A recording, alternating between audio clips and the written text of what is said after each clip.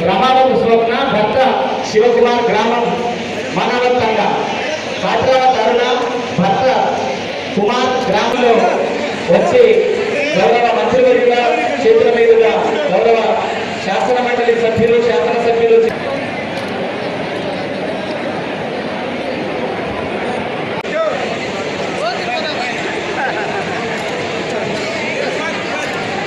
కేతావత్ రజిత కిషన్ గ్రామం కిష్టతండ ఈ జిల్లాలో మిగతా నియోజకవర్గాలతో సమానంగా అభివృద్ధి చేసేటువంటి బాధ్యత మాదని చెప్పి మరొకసారి మీకు ఈ సందర్భంగా తెలియజేస్తూ మరి ఇటువంటి కార్యక్రమాలన్నీ కూడా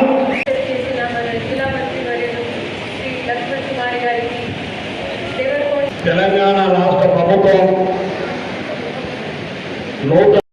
ఒక రేషన్ కార్డు ఇవ్వలేదు, సన్నబియ్యం ఇవ్వలేదు, ఇల్లు కట్టలేదు, అన్ని అబద్ధాలు చెప్పినారు. మా పాత్రిక పరిస్థితుల్లో చెప్తున్నా ఏమని మాట్లాడుతారంటే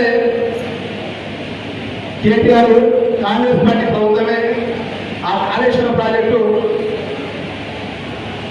కూర్చేసిన కారణమో బాగుంది అని చెప్పి మాట్లాడతాను. ఒకటే మాట్లాడుతుందా, అయ్యా కేటీఆర్, అయ్యా కేసీఆర్ మీకు సొంత భావాన్ని పక్కన ఆయనే పెట్టచ్చు బాగుండు, హరీష్ రావు పెట్టచ్చు బాగుండు. ఎందుకంటే పొద్దుగా చేస్తే పంచాయతీ మొత్తం మీదే, ఎవరైనా కుర్చీలో కూర్చున్నాం, నువ్వు కుర్చీలో కూర్చున్నావా, నేను కుర్చీలో కూర్చున్నావా అనే పంచాయతీ తప్ప వేరే పంచాయతీ పక్షాన్ని ఎన్నడూ మాట్లాడే తగ్గదు.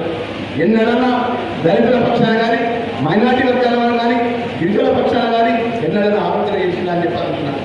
ఈరోజు కాంగ్రెస్ పార్టీ కార్యకర్తగా ఒక సామాజిక వర్గంలో వచ్చిన వాడిగా 30 సంవత్సరాలకి వెళ్ళి ఎస్సీ వర్గీకరణ కేటగిరీ సమర్పించారు. న్యాయమైన సమస్య.